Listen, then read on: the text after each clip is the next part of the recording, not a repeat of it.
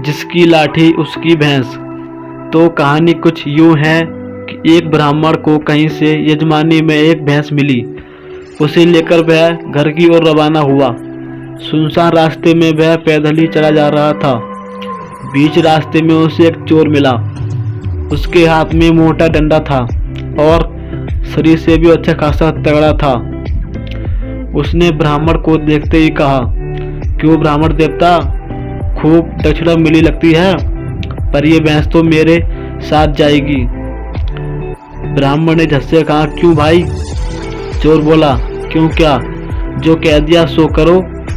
भैंस छोड़कर चुपचाप यहाँ से चलते बनो, वरना लाठी देखी है, तुम्हारी खोपड़ी के टुकड़े टुकड़े कर दूंगा। अब तो ब्राह्मण का गला सूख गया। हालांकि शारीरिक बल से वह चोर से कम नहीं था, पर खाली हाथ वह करे भी तो करे क्या। विपरीत समय में बुद्धिबल काम आया। ब्राह्मण बोला, ठीक है भाई, भैंस भले ही ले चलो, पर ब्राह्मण की चीज यूं छीन लेने से तुम्हें पाप लगेगा।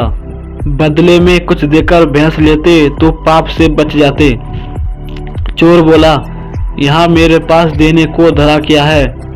ब्राह्मण ने झट कहा, और कुछ ना सही, लाठी देकर भैंस का बदला कर लो। चोर ने खुश होकर लाठी ब्राह्मण को पकड़ा दी और भैंस पर दोनों हाथ रखकर खड़ा हो गया। तभी ब्राह्मण कड़क कर बोला, चल हट भैंस के पास से, नहीं तो कभी खोपड़ी दो होती है। चोर ने पूछा, क्यों? ब्राह्मण बोला, क्यों क्या, जिसकी लाठी उसकी भैंस।